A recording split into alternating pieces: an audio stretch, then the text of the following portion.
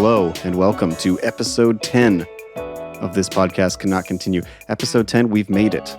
And today we have a special treat for all of you. We're going to do our first ever list, greatest of. I don't know really what to call this. I just had the idea. I know we were kind of talking about it last episode. What do you think we should call it? We were talking about it in advance a little bit, and it sounds like we had some slightly different ideas of what the list is supposed to even represent. Mm-hmm. So I don't even know if it's a greatest of, or I think one of the things you said when we talked about it before was that it should be games that we've played. Like if you haven't even played a game, you can't just like go completely on reputation alone. Like I think reputation can help if you have played the game. Well, we should tell them what the greatest list is for first off. So we did not announce it, but today we are doing top 10 GameCube games. We both grew up with the GameCube. We got a lot of strong feelings for the system. We thought it would be fun. We love Nintendo is another thing. So I don't know if I grew up with the GameCube. Right. I got it kind of late. Well, you know and what I didn't have very many games for it. I didn't have very many games for it either, but I used to rent games for it a lot. So I've played a bunch of them. I guess what I mean is for me, like most of these are games I played as a kid, but there's a couple I played later and stuff like that. Fair enough. Yeah, me too, definitely. Some of these are in the same boat. I just think it's a fun system with a bunch of weird games. So the format for this is instead of doing the usual topics, what we're going to do is we each have a list of 10 games, and we're going to go back and forth adding them to this list, and things will get knocked off or moved around until we kind of settle on a list of 10 that we think are the 10 best, in our opinion, or experience, opinion and experience, maybe the 10 best GameCube games. And I know for a fact that we both have a lot of honorable mentions. So if you have any that you disagree with on here, add us at TPCC _podcast on Twitter. I think for the most Let us know. I think for the most part, honorable mentions are games, like for me anyway, honorable mentions are games that I haven't really played. Yeah. But they're good by reputation, or they just didn't quite make it into my top 10.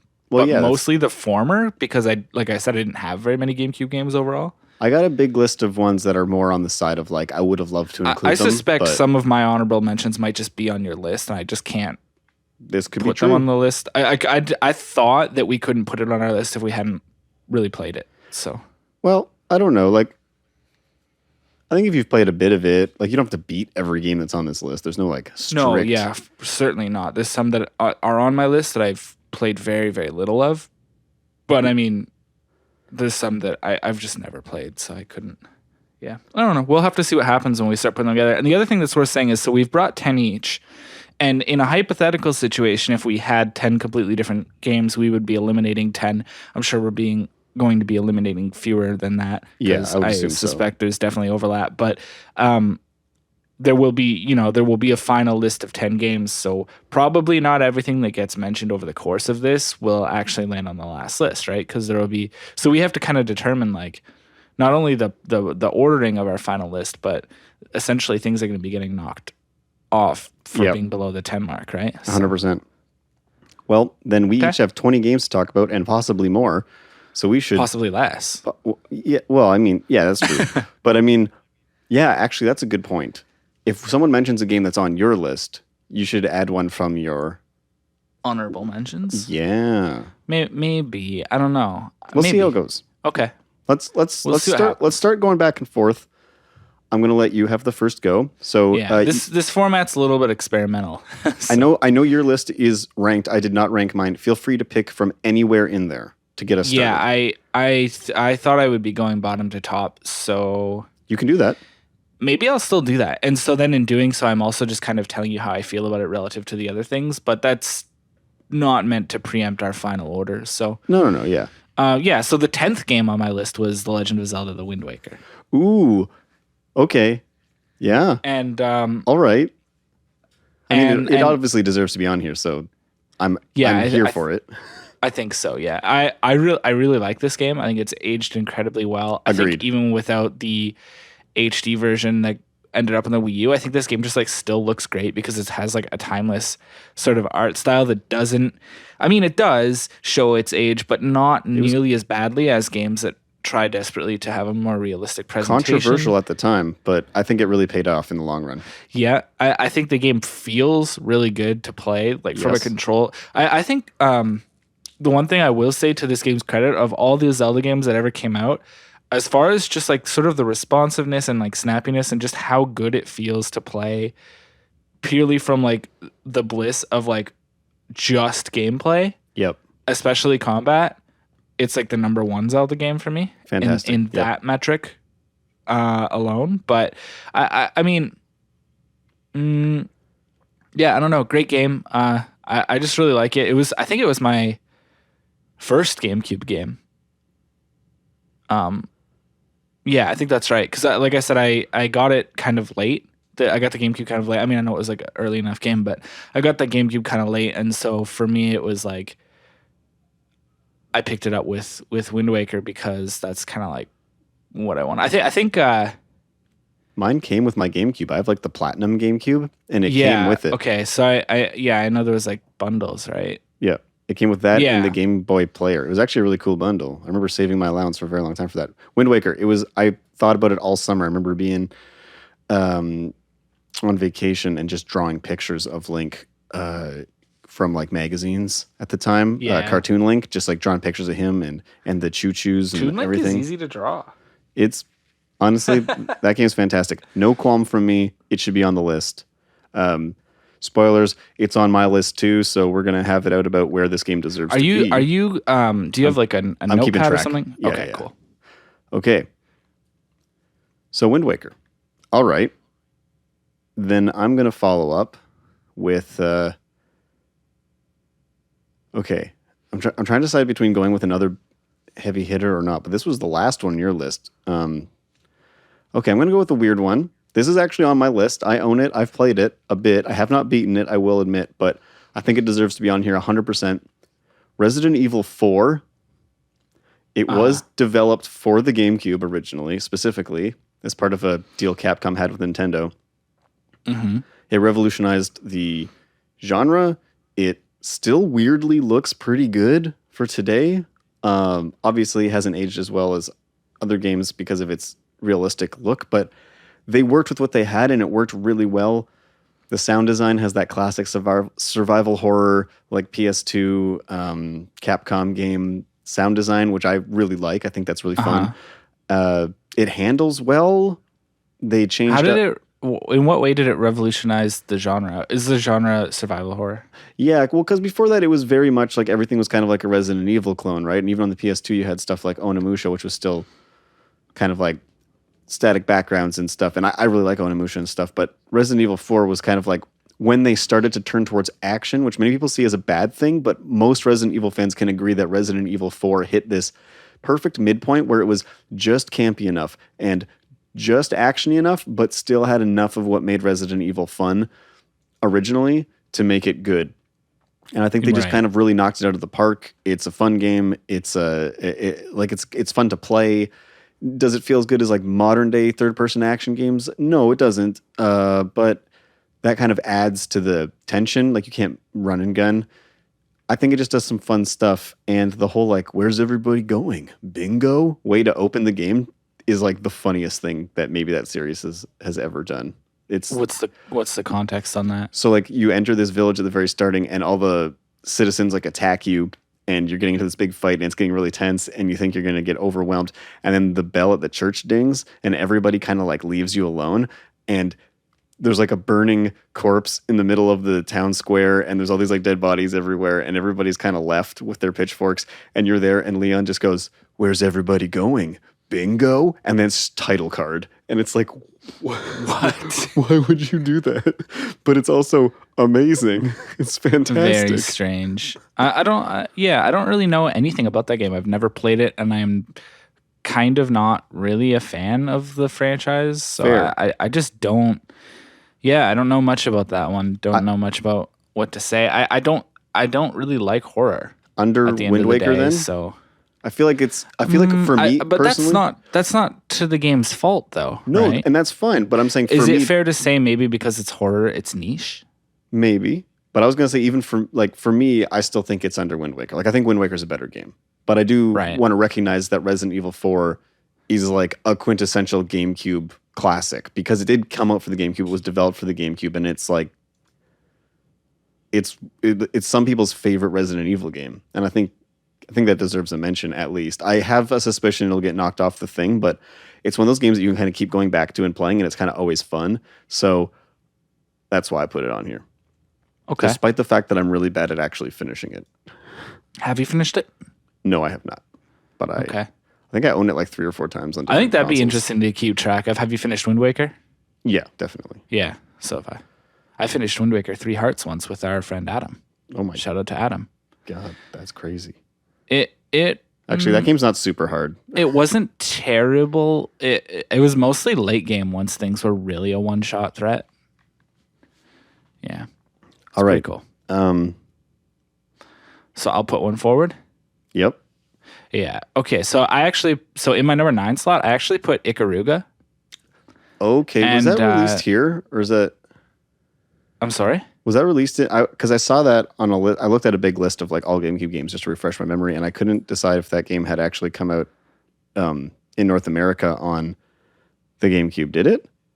I believe it did. Yeah. Oh, that's amazing. Okay. I believe so, because I think. Let me check really, really quick.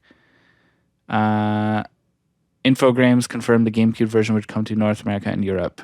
Yeah, it did. It did. Yeah, April 2003. Okay. Yeah. It did come out on GameCube. I think that's most people's like first exposure to that game in North America, because before that, it had a Dreamcast release, and that's because it was a Sega Naomi arcade game, right? And supposedly they bug tested it on a Dreamcast, which is really interesting. So like it was basically like a quick port to Dreamcast, and then after that it was right. more involved ports, I suppose, to like other platforms. This one's sort of one of those ones where I'm kind of getting ahead of myself here. Like I have played this game, not a whole lot, and the actual honest truth is I never have played the GameCube version. But Okay. I know that this is like an excellent game that is on the GameCube and is most people's primary exposure to this game. So I think a lot of people do think of this as kind of like a air quotes like GameCube game, even though it's like hugely multi-platform. Yeah. I think the definitive version of the game would probably be the arcade version, As followed is by usually like the case. followed by these days you could play it on Steam or on Switch. So Yeah. like you would most likely do that. But I still want to put it here because I think that it's like if we were trying to say like what would be like an ultimate GameCube collection, I think a game as good as this one like Should be on belongs on that list. Yeah. I agree. And one of the other cool things that I think is like really, really great about it, just from like a developer philosophy point of view, is that the team at Treasure, they said in an interview that they targeted the game at like their already existing core fan base who like their games. So like this wasn't like trying to look for like widespread appeal or like a larger market or like, do you know what I mean? Like it wasn't like, cause that's something that I think especially in the modern game industry has become like really common, is like trying to cast a wider and wider net and making a less and less like focused experience because of like trying to appeal to like a larger denominator. So I think that, I just like, I think I really appreciate that about the game because it's such like an elegant concept and it's like executed so well by a developer that's just so familiar with the genre, which it's a shoot 'em up.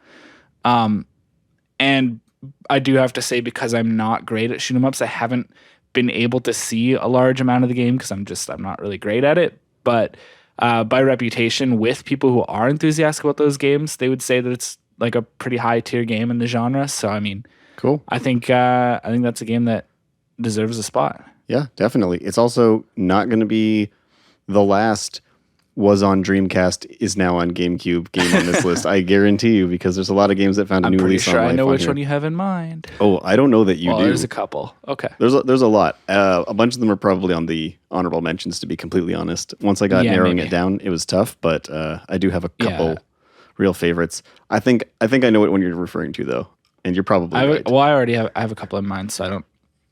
Maybe, probably. The question is, where on the list does Ikaruga go? Now, I personally,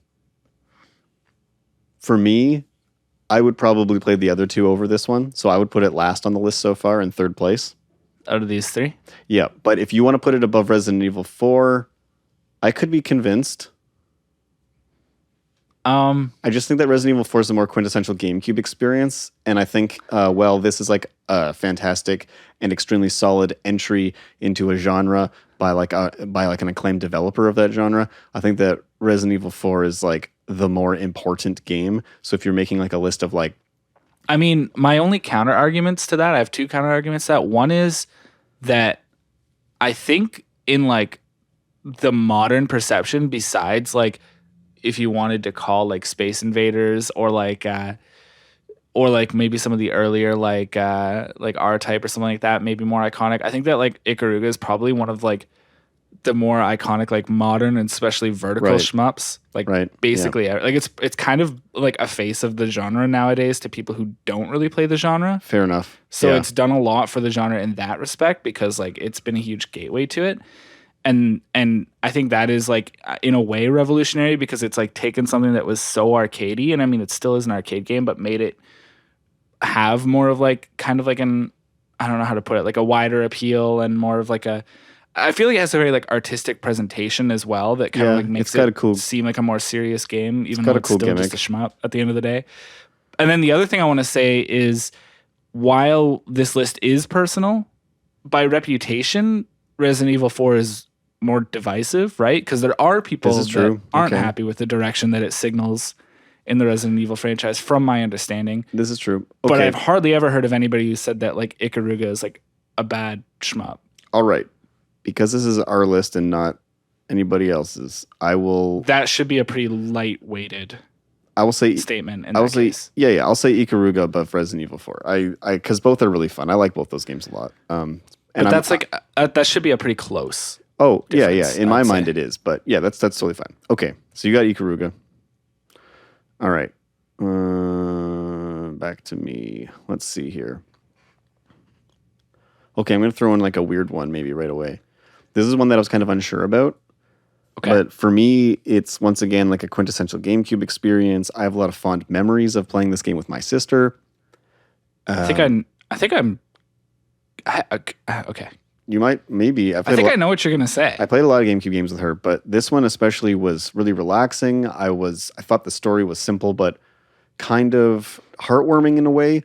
And it just has, you know, when you play Mystical Ninja Goemon, how there's this certain vibe to it that no other game has? This game specifically has also not a Goemon vibe, but it has its own thing going on. That's what I mean. Yeah. Completely unique thing. And it's Harvest Moon: A Wonderful Life.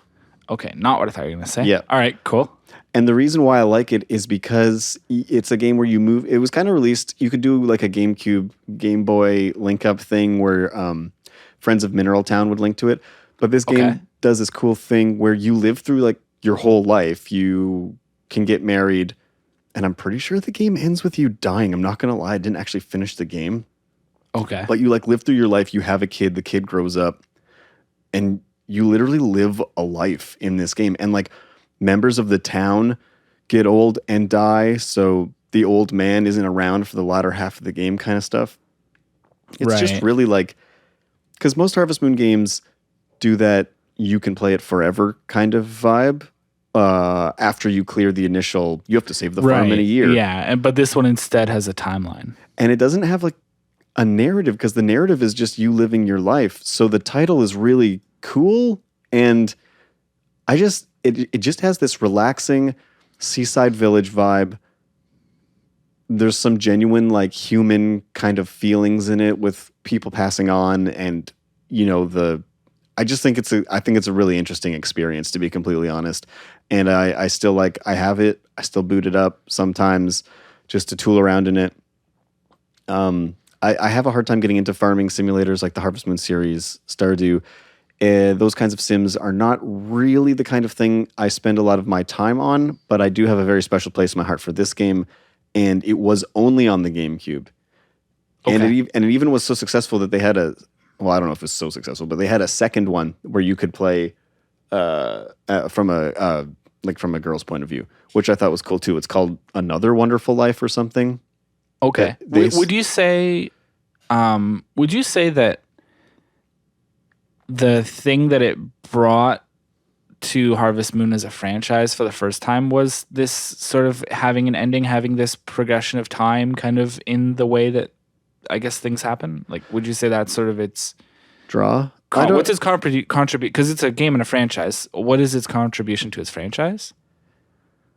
I just don't think curious. any other Harvest Moon games like that one specifically. Yeah. It just had a cool vibe to me. I will completely admit, I'm just looking it up right now.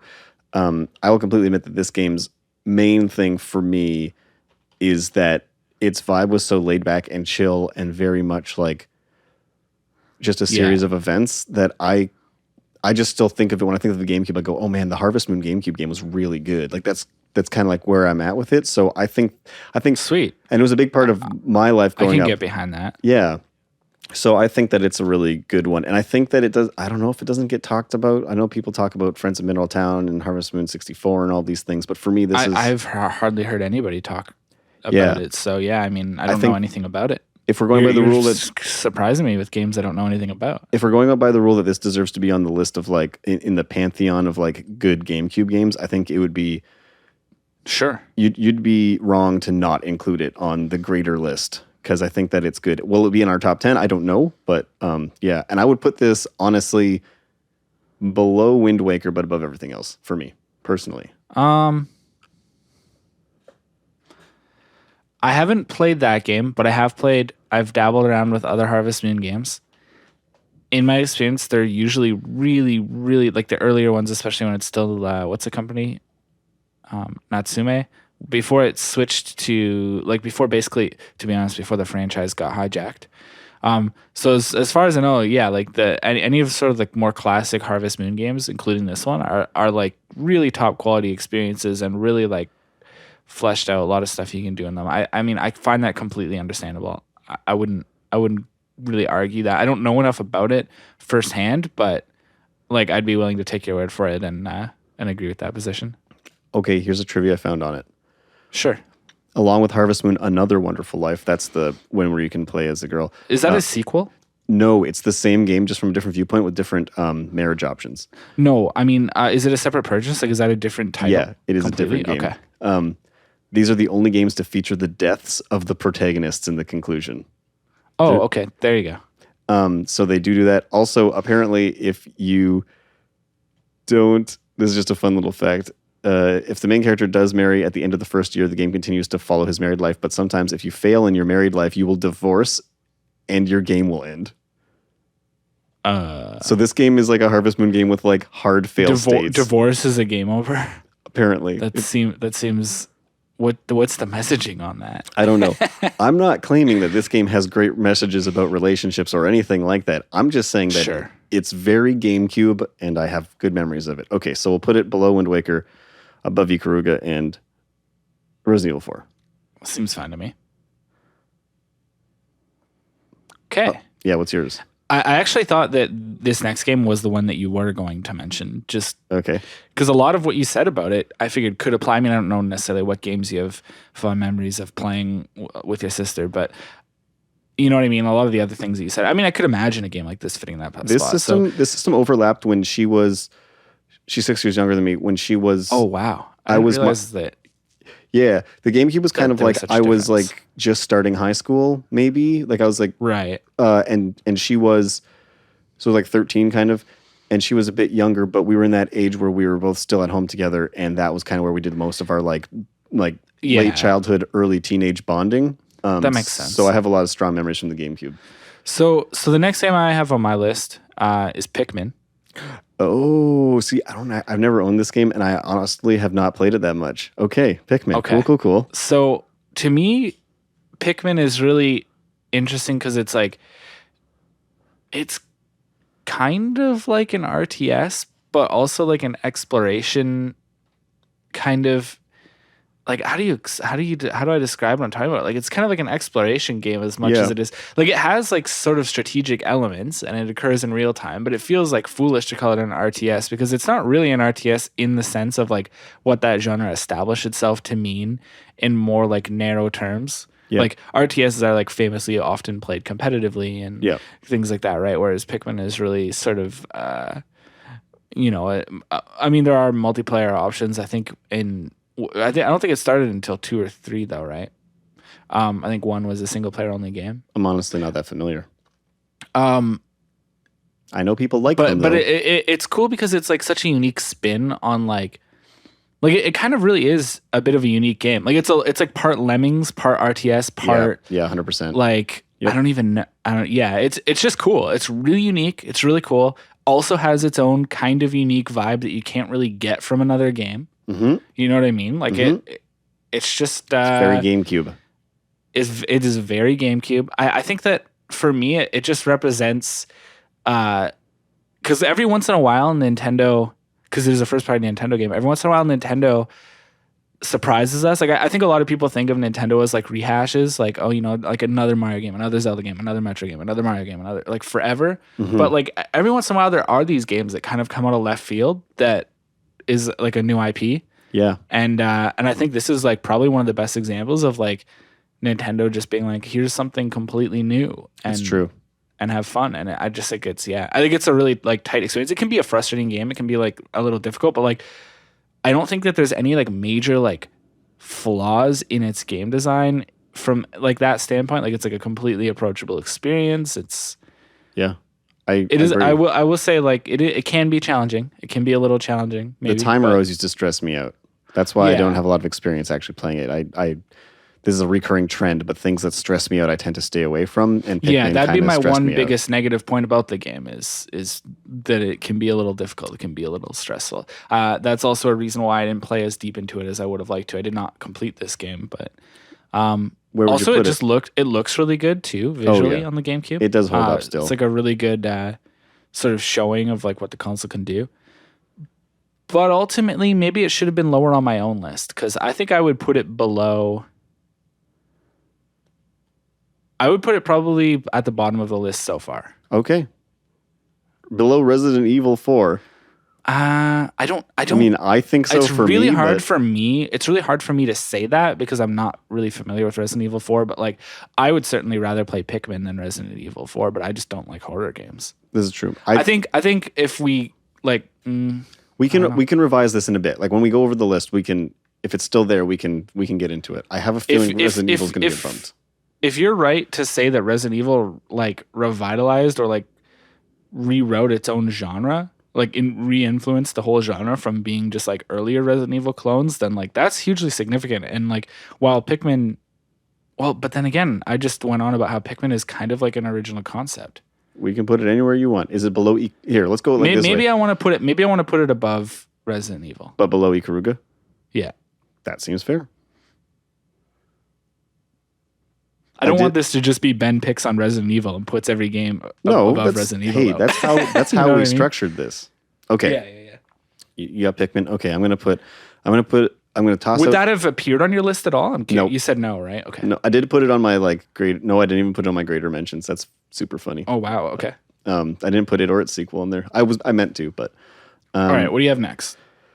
We're gonna go for a big boy. We're gonna start. Actually, all the rest of my games are ones that we can have long discussions about, but we're gonna have to not do that because I love all these games. We have to be concise. I kind of cleared out some of the two that on my list I thought would surprise you: Resident Evil and Harvest Moon. I already cleared them out, so we're gonna go. Okay. Metroid Prime. Okay, so this is on my list. I think I don't know how much of a discussion needs to happen here. It's revolutionary. It captures Super Metroid in a 3D plane. It's phenomenal to play. It feels great.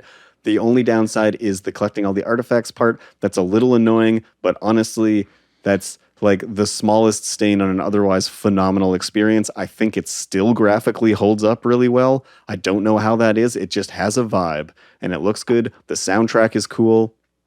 All the little touches. I would say maybe my one criticism of it very slightly is the control scheme, even though I think the control scheme is serving the intent of the gameplay better than a more traditional FPS control scheme would. I think that it still had an effect wherein it pushed people away from the game who were expecting or really the lock-on helped a lot with that, though. Yeah, it did. It does, but I think it still made the game feel really alien to people. Yeah, I don't really mind. Like it had a. No, I don't mind it either. Like I played through the entire game, and I think it works really well. People do seem to like the Wii re-release though with the Wii motion control. That's the one that people really love because they think that just feels right. I think that version helped a lot of people, and so it's a good thing that it's out there. But that again, for me, it is a really small nitpick. I guess I'm just saying there's maybe a very, very slight accessibility problem. Is it safe to say this is number one currently, though?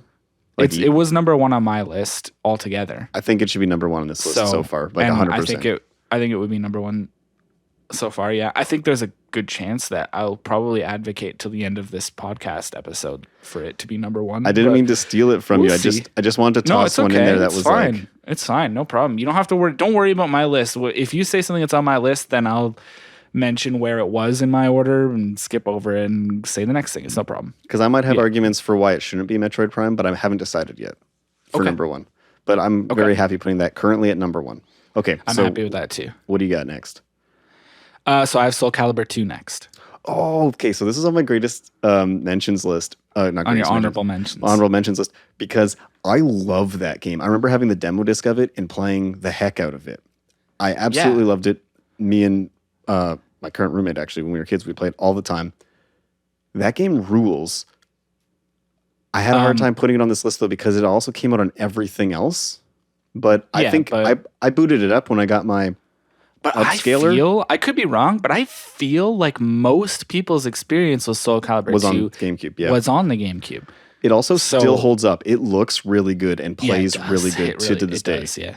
You know what's kind of scary? We had this mentioned on a previous episode where we were talking about the PlayStation stores going down, and there was a sort of more of an HD version with online play. That's kind of the definitive version of Soul Calibur 2. It's on the PS3 only. Why did I not know? And it is also a digital release only. That's so rad. So when that store went down, that essentially definitive version of Soul Calibur 2 would have been gone. Are the servers still up though? Who am I kidding? I don't want to play with people online. Sony said that the online play servers. Yeah, I have no idea. But sorry, I thought you were going to say about the. I literally might buy that because that sounds fun as heck. Yeah. I think it comes with Heihachi. Yeah, of course it does. Like the PlayStation. They weren't going to get clearance for Link. Did. But honestly, here's the thing: Link was more of a novelty than anything. Like you could play him and make him a viable character, sure, but he was my friend's main. Well, sorry for your friend. Oh, I just played as Valdo. I think he was a lot of people's. Valdo's my main.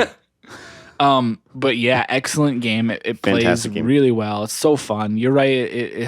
It was like it's maybe the best fighting one game. Of the top games on GameCube as far as like looks. It looked phenomenal. It was like my argument for like people go, oh, the GameCube is not as good as you. And I just was like, are you sure? Look at this game. This looks phenomenal. I think it's probably one of the best 3D fighting games. I think that Soul Calibur in general has always been a little bit unbalanced, but in a way that is just like super fun. So it like almost doesn't matter. Soul Calibur 2, and I think GameCube in general had this thing where a lot of games that came out on it felt like the arcade, but at home. And Soul Calibur 2 to me felt like the first time it was like a movie theater arcade in my living room. I was like, this looks awesome. This sounds like an arcade. This plays like an arcade. From where we're from, our arcade, just to contextualize this maybe a little bit for some listeners, especially if you're from the States where maybe you were playing arcade in like that sort of Street Fighter 2 sort of era, where I was from at least, like cabinets of that era, like, what do they call that again? Capcom System 2, like CPS2 board machines and stuff like that. Like there weren't really any of those. You might find like the odd game here or there at like a laundromat where I lived, but it wasn't until we had like a big movie theater chain open up and like my small town's mall before we had arcade games, and by then it was like Sega Naomi, Naomi 2 kind of stuff like that. The consoles that were out at the time were the GameCube and the PS2 and stuff like that. Like all that sort of like much earlier, like sort of 16-bit arcade era, like unfortunately just missed us completely. Yeah, I mean also our age doesn't align with that easily. So where would you put this on the list? I would put it. Can you iterate to me how the list is laid out right now? It goes Metroid Prime, Wind Waker, Harvest Moon, Ikaruga, Pikmin, Resident Evil 4. What if I want to put it below? What was it? Was Pikmin above Harvest Moon? Below. Pikmin is below Harvest Moon, below Ikaruga, above Resident Evil 4. Pikmin is 5 out of 6 right now. What if? Okay, so maybe Soul Calibur 2 should be above Ikaruga. Man, I think Soul Calibur 2 should be above Harvest Moon. I think Soul Calibur 2 should be number 3 right now. Okay. That game meant that much to me. I played the heck out of this game. Sure, that's fine. I mean, I played the heck out of it too. I played a lot of it. I played. By the way, you mentioned you played Valdo. I played How have we never played Cervantes this game and against each other? Sangmina mostly. Man, Cervantes is my second. Yeah, That's so cool. And Keelik. I played Keelik, Cervantes, and Valdo, but I was best with Valdo. I was definitely best with Sangmina. I also played a little bit of Talim sometimes, but mostly I would play Talim in like very specific circumstances. Well, whatever. Anyway, I don't want to make it a big conversation about meta and mains, but Let's just go for fun for the our listeners. Okay, so I'm just gonna go with another fighting game. These were like the only 2 fighting games I could think of that were like really on the system and were really good. I know there were some, but for me, it was these 2. And this is going to be the obvious one, man. Melee. Yeah. Where do you put Melee?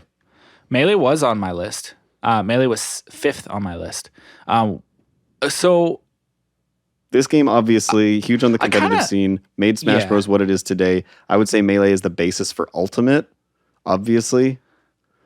Or like, it's like Ultimate is because Brawl definitely was kind of complicated. Brawl was sort of like a knee-jerk reaction away from Melee. So while I would say that Melee is responsible for what Smash has grown into becoming, it would be kind of weird to say that like Brawl is built upon Melee. Like it is built in reaction to Melee, but I feel like it is not like. Well, that's why I said like Ultimate in a weird sort of way. Like the successor. Yeah, I know. But when you only say that about Ultimate, there's a very strange. Right. Yeah.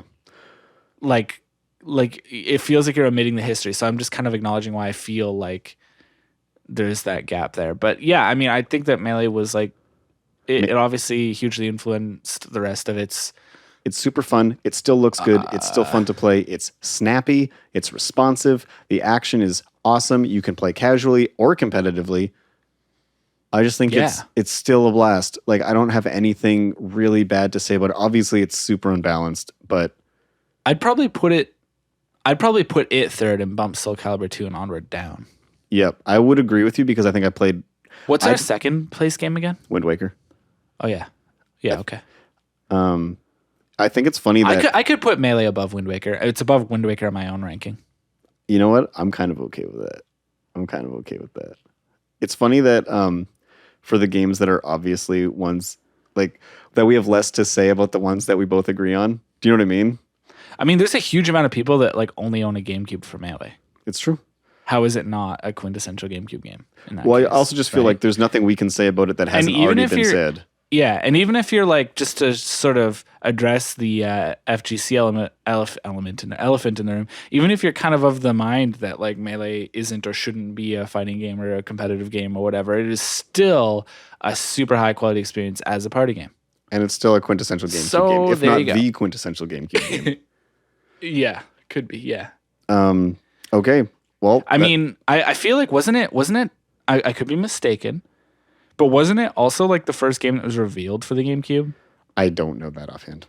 Am I mistaken to think that? I don't know. Because I feel like what I remember is looking at footage of the Melee reveal trailer, and it's a transition out from just talking about the GameCube itself, and then it was like, here's like a look at what you can expect to see on Nintendo GameCube, and then it was very trailer. Early. It was like 2001, wasn't it? Like it was. I could be mistaken to think that though. I just think it's so awesome that basically a launch title also ended up being one of the best and most like enduring games on the whole system.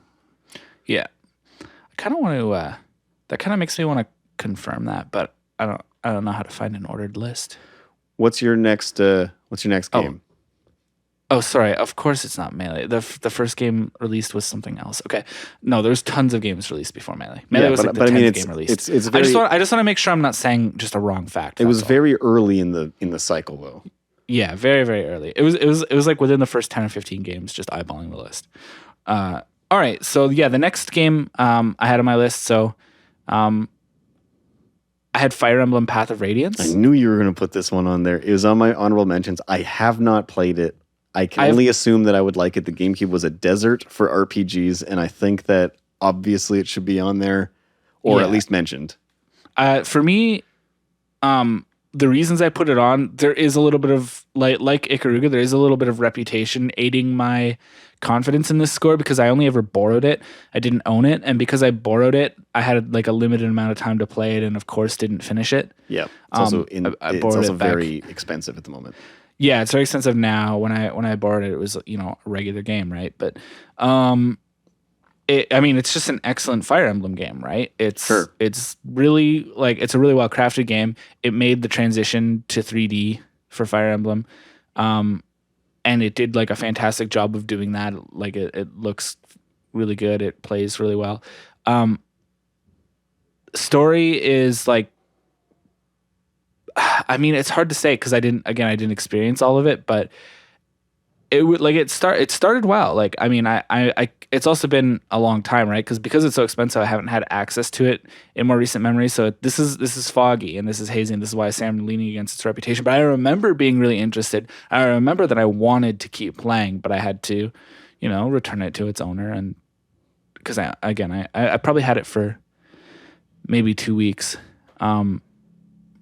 Yeah, it was a lot of fun though, and I wish I could have finished it. And for me, I mean, we always do our backlog segment, so for me, maybe I should talk about this one on backlog someday. But it also has like reputation as being among like at least among the top 4 Fire Emblem games that there are. There's a lot of people who would say it's their favorite one. Yep, you and I I've were heard talking that. about this. Yep. Yeah, a few days ago, and so. I mean, if it's like possibly one of the best representations of its franchise, and I've played other games in the franchise and have been impressed, then like, if that reputation holds up, then I would think it would absolutely deserve a place on this list. And from what little I played of it, I was having a great time. So sure. Yeah. Where on the list?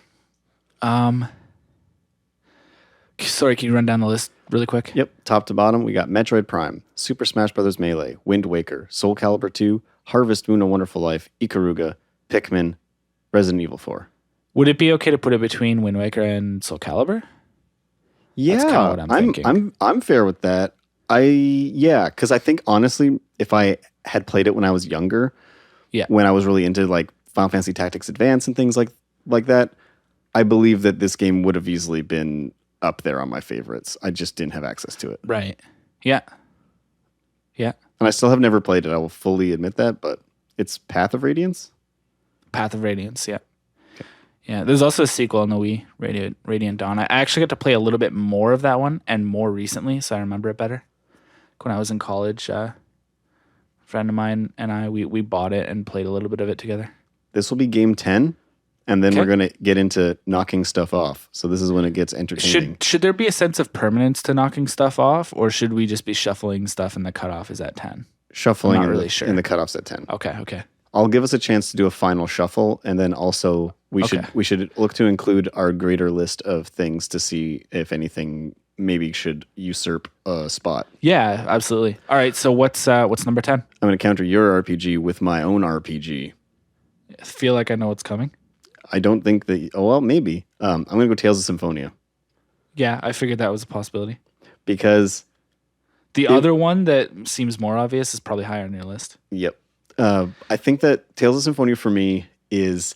I beat it. It took me like 70 hours. It was a huge experience. I remember I got the book first, like the guide, and just poured over its pages, reading every non-spoiler thing in there. Just how weird is it that we used to do that stuff as kids? Because I've been there too a couple times. Yeah, I had the guide for Final Fantasy Tactics Advance like 5 months before I got the game, and I just read it every day. For me, the big one is I received Majora's Mask and the guide as a gift, and didn't know. The person who bought it for me didn't know that I would need the what is it called? Expansion again? pack. Yeah, it was essentially RAM, right? Yep. They didn't know I'd need the expansion pack. Oh, that's funny. But anyways, getting back to the game, Tales of Symphonia, it was my introduction to the Tales series. It was the first big RPG that was on the GameCube, and now looking back at the games that were on the GameCube, it was like one of like 4. So you're kind of hard up. But also, I think just because it was a GameCube RPG did not mean it was a lesser game. It's a lot of people's, There's definitely people out there who would say it's their favorite RPG. There's definitely some. I think a lot of people had a very good experience with it. Maybe it was just because the GameCube was the system they had, and this was the first RPG that they had exposure to. But I think that this was a big deal. Like, I know people that aren't RPG people who Tales of Symphonia on the GameCube and then Golden Sun on the Game Boy Advance. And we've talked about this before. Maybe they were just in the right time at the right place. But I also think that Tales of Symphonia had this style to it. Because the Tales games, let's be honest, the Tales games aren't ever usually at the cutting edge of graphics and things. Although Tales of Arise looks really awesome from what I've seen. But you know what I mean? So Yeah, I know what you Tales of mean. Symphonia kind of holds up though because it has some of that. It has a charm to it, and it has that cell shaded graphics thing going on. And there's so much voice acting in it that sounds a little compressed in the GameCube, but for the era though, it was fantastic, and it was a huge adventure. It was a big adventure. I love it. I don't have anything else to say about it. I think there was a lot of Nintendo owners who, for years, were feeling a little like after the Super Nintendo, were feeling a little bit like abandoned in terms of RPGs, and that doesn't necessarily mean that just because an RPG shows up on a Nintendo system that it's good, but it does mean that those games made really big splashes because there was a large installed base of Nintendo. I think it also means that and there wasn't a shelf full of RPGs competing with each other, so you would buy that one, and if it was good, then it would also make a really widespread impression. I think that's definitely what happened with Tales of Symphonia, and definitely what happened with Golden Sun. And I also think that the Game Boy Advance had a ton of RPGs. Yeah, but at the time that Golden Sun came out? No, you're right. No. Okay. A lot of the GBA RPGs are kind of backloaded, right, in its life cycle. So I personally would put this above Fire Emblem just on the basis that I've played it. Having not played it, I still might be inclined to agree. I've found the Tales series really hit and miss, and I've never played Symphonia, but I have played Abyss and Vesperia, and I would say if it's comparable to Abyss or Vesperia, then having played those ones, I think it is. I think Vesperia is better. I think that Abyss is maybe like pick or choose Symphonia or Abyss. I think some people might find a Symphonia a little bit childish sometimes, but to me it harkens back more to like a 16-bit era JRPG, whereas Abyss was tending more towards the 16-bit feeling, but a more mature storyline. You know what I mean? Right. Like a more anime storyline. Yeah. I would say it's tough. I want to put it under... I'd be happy to put it above Fire Emblem. Oh, sorry, go ahead. I was going to say the spot that I'm more curious about is it better than Wind Waker? I don't think it is. I think Wind Waker is an infinitely replayable game.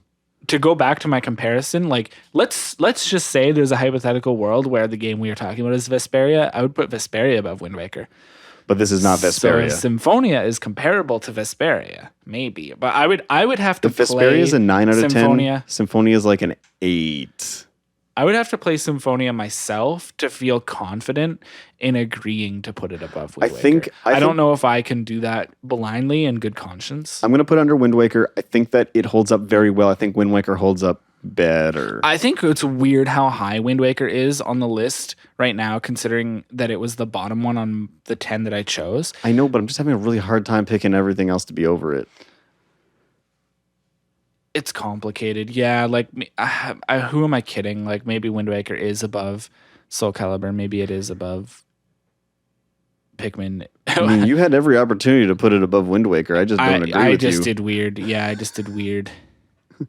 I think maybe my own ordering here wasn't being very honest with myself. But at the same time, like, I don't know. There's some, like, Wind Waker is still also kind of a flawed experience, right? And on the GameCube, you still have that Triforce. The GameCube is a flawed experience.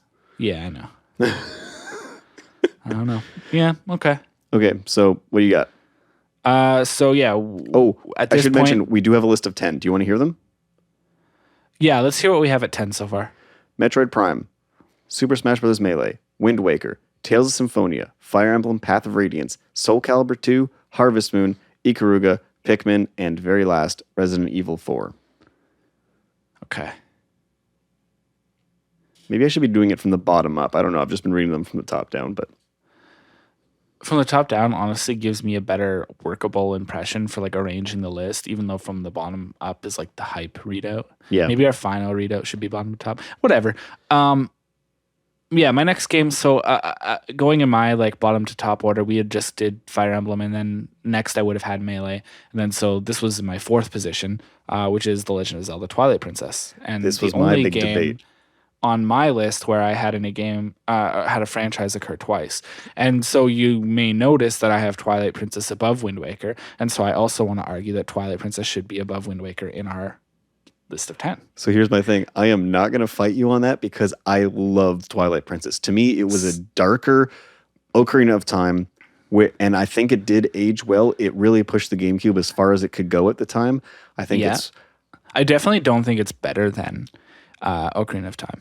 Just to throw that out there. But no, I don't think so either. It definitely has some issues, but I think that what it did was it felt like a big Zelda game. Hyrule felt big for once. It felt huge. And it just had some awesome moments. Like I loved like leaving the Yeti play, or like was it going to the Yeti mansion. Yep. I loved like riding the spinner in that boss fight against in the Arbiter's Grounds. Yeah, in the Arbiter's Grounds. Thank you. The Arbiter's Grounds is such a cool dungeon. The whole plotline was dark.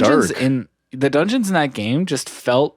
I don't know how to say this other than like, because so like I love Ocarina of Time and I think that it's the better game, but there's also dungeons in Ocarina of Time that feel like some place instead of like a significantly important place. So like for example, I think that the Shadow Temple and Spirit Temple both feel super important, but I kind of don't feel like the Water Temple actually feels like an important location in like that Hyrule's history or the Fire Temple or I would agree.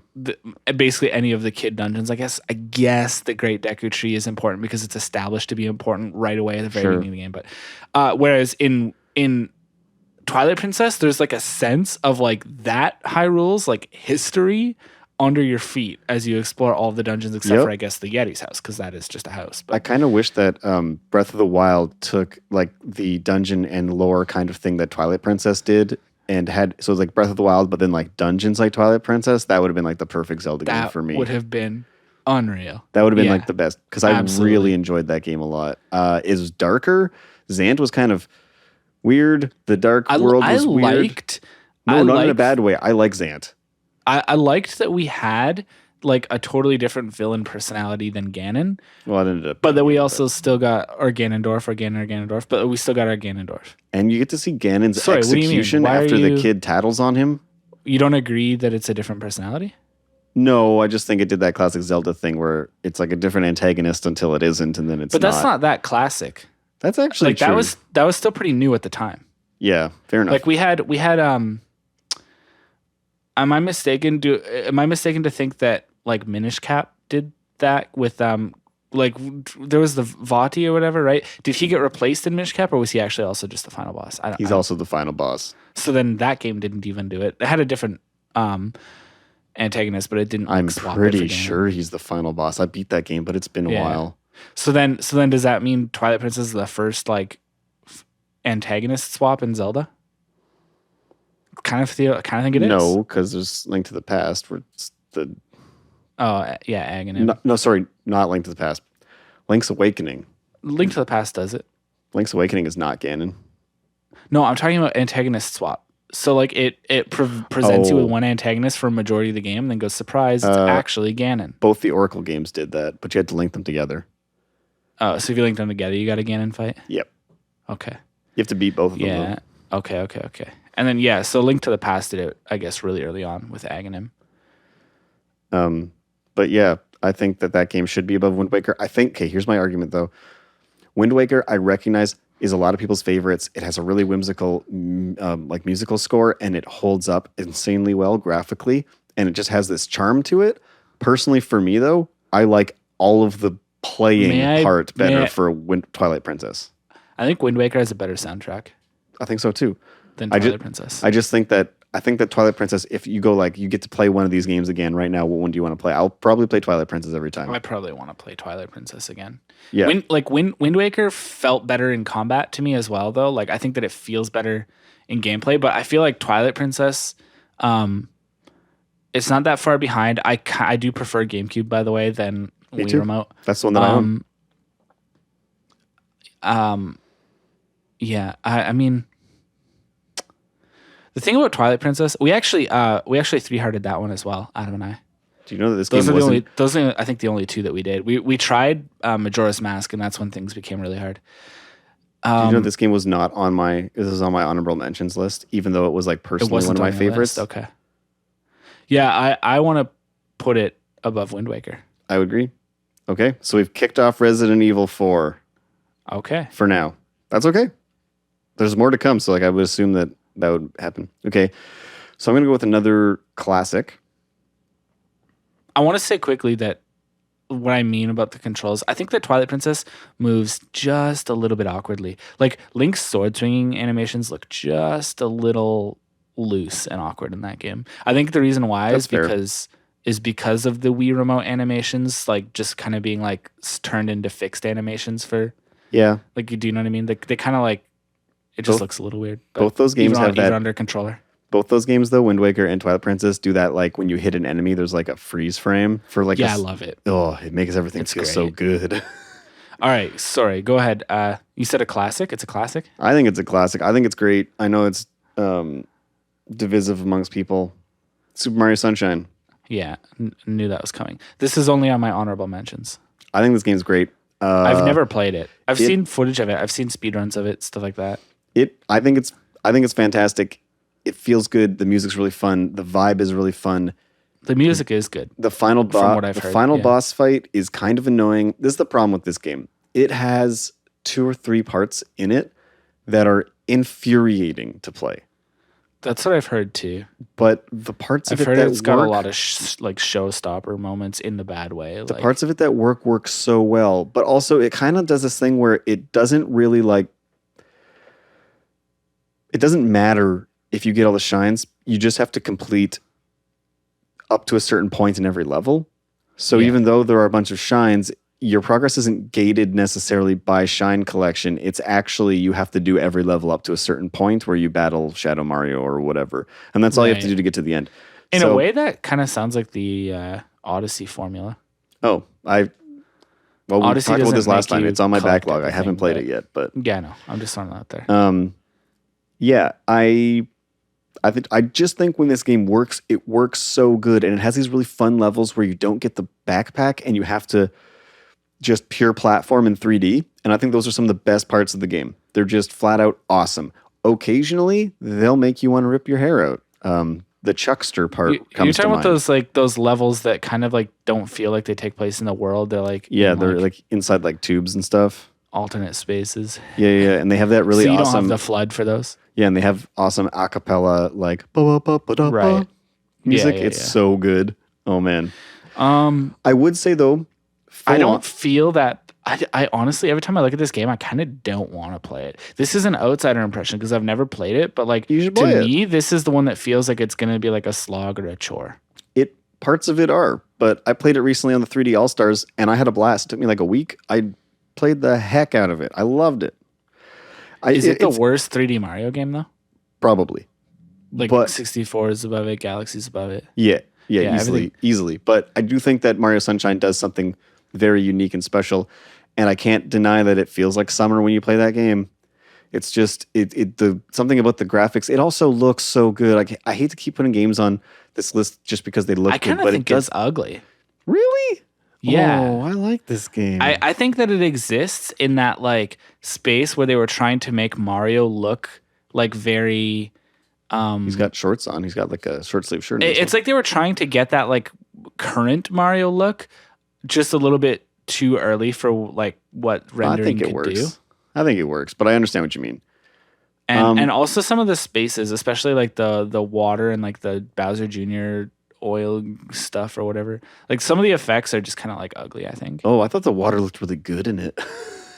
Not like the water, for example. You mean like the off the shore of like puts Delfino. On stuff? Yeah. Oh, okay. And like the spray effect from the flood, like all that stuff is kind of like. Sorry, I shouldn't have said like water in the levels actually does look really good. Yeah. Here's the thing, though. Especially like. Okay, I would put this game below Soul Calibur 2, probably. I really like it. I have a fun time with it, but I don't... Where is that on the list? So Soul Calibur 2 is currently number... Wait, what's here? 1, 2, 3, 4, 5, 6, 7. It's number 7. I would put it below Soul Calibur, but what's below Soul Calibur? Harvest Moon: A Wonderful Life, Ikaruga, and Pikmin. I would almost say, what about like between Ikaruga and Pikmin? I like it better than all three of those games. Would you say, okay,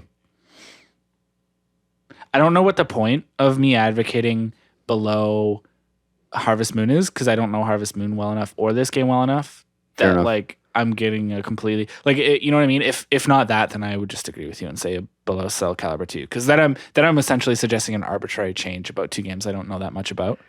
I'm willing You know what I mean? to... So I would go back so and... below Soul Calibur 2 is fine.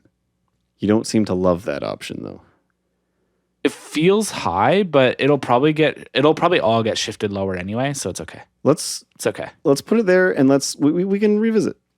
It feels high, but there are more games that will probably slot in above it. And I wanted to throw this one in there because I know that I really like it, despite people. It was on my honorable mentions as like certainly an interesting game and one that I will someday play. Okay, so Pikmin's been knocked off, which is maybe a weird thing, considering how I do agree with you that it is a really quintessential GameCube game. Yeah, interesting. I know we're gonna have a sort of revisit phase later, so we'll come back around and think about it. Okay, so what do you got next? I have Animal Crossing next. Yo, that's on my list too. A game that in Japan, of course, started on the N64, Sure, but for us came to the GameCube. And if I'm not mistaken, it also got backported. It did. Like, because there was added stuff, right? So it got backported as like a plus version in 100%. Japan. Because they had an e-reader and all that other stuff that came out on it. Yeah. So they have a GameCube version too. For us, this was our first introduction to Animal Crossing, and kind of blew my mind. There were already games that weren't like so gamified, I guess, like is maybe the term at the time. Like there was already things Harvest Moon and like I always kind of thought of it as like it's kind of like Nintendo's version of The Sims, except you control one of the characters firsthand or whatever. But it's like meant to like kind of be in the same space. Although, it's like a virtual Zen garden, kind of. Yeah, and it just like what a concept and what a splash its entire franchise has made since it, right? Completely. Like it kicked off something that I think is like really irreplaceable. Like, you know, this is the thing I'll say about Animal Crossing is I don't think you could make like an indie Animal Crossing that would be like an evolution of it or better or at least as good like Stardew Valley is to Harvest Moon. Like I don't think that there's going to be I agree with Animal Crossing version of Stardew Valley like maybe ever. It would be so difficult to do it because I think the formula is so particular and precise that like it almost makes every Animal Crossing game like the best Animal Crossing game just for being able to successfully be an Animal Crossing game at all. Yep. I would say the easiest one to go back to, though, for some reason, is the first one because it is so disconnected from the connectivity issues that the future versions rely on. Yeah, perhaps. So you can still go back and play the original Animal Crossing, I think, and still have a very awesome time with it, whereas some of the other ones maybe a little bit... Like, they really want you to use the social features, and you feel that if you don't. Yeah, but you can have a really good solo time with the original one, I believe. I would actually advocate that Wild World was not that weighed down by that either, though.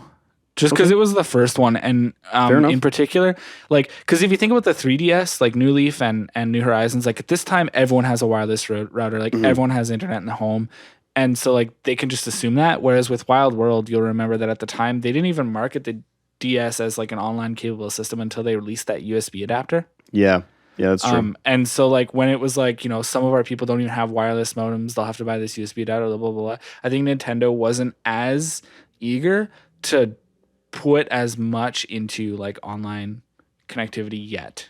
Right. Yeah, okay. That's sort of my argument for like why Wild World is still pretty like playable in an entirely offline. Another thing Animal Crossing always nails is sound design and UI. I don't know. Yeah. There's just something so good. Yeah. Well, maybe not always UI, but sound design, yes. I would say that some of the iterations have improved that since GameCube Animal Crossing. One of the things like aesthetically in GameCube Animal Crossing is like, I think that its shortcomings are like fixed immediately when you get to Wild World and onward, which is like camera angle and like some of like the aesthetic choices, like the color palette that the game uses in general, like the horns on the main character, while charming, kind of make you feel like you're just ugly the whole time. Like, Yeah. you know what I mean? Like, I feel like once you get into Wild World and like you can wear like hats and have like hairstyles and stuff, it just like gets a lot better from there onward. As far as like just feeling good about like how you can dress up your character and like what your town looks like and stuff like that. Like It does give the first the one though GameCube one- a cool kind of feeling though, because you're not really a human, but you're not an animal. You're sort of this like and that feeling is weird gone. demon thing. That's true. It's true that the feeling is gone. Like the specific GameCube version feeling is gone. But yeah, I mean, okay. So where do you want to put it? Okay, honestly, Oh, by the way, fun fact about this game. I'm sorry, but so I think this is because it was an N64 port, so it was a little lightweight on the GameCube. Fun fact about this game is when you launch it, it's entirely loaded into RAM. So if you don't turn off your console, you could theoretically like boot up one GameCube with it and then like take out the disc because it doesn't even spin the disc once it loads everything into RAM. what? Then you take out the disc, you put it into another GameCube, and both That's of them so could be cool. running the game. So you could like lend it, air quotes, to your friend, and as long as they don't turn off the GameCube, they could play like as much Animal Crossing as they want. That's so funny that it took up that little, Yeah. but also takes up an entire memory card that they had to like ship it with. Yeah. Kind of funny. Well, I mean, yeah, it stores a huge save file, but the actual game isn't a lot in memory. Yeah. I would say, okay, here's the tricky part. It's definitely in the top 5, easily, I think. Where, though? Is it the best? No. So, under Metroid Prime. Under Smash Brothers, for me personally, where Yeah, I get I into agree trouble with that. is Sure. around the Zeldas. I'd put it below the Zeldas. Below the Zeldas?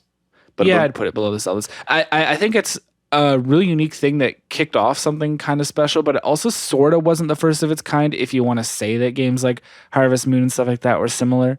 fair. So I don't necessarily like it. It's a really unique flavor, but it's still a really unique flavor of ice cream, which has existed for years and years and years before it. Yep. Agreed. I think that's great. Is kind of like my analogy that I just made up on the spot. It's a good analogy. Thank you. I like it. I like ice cream. I like that analogy.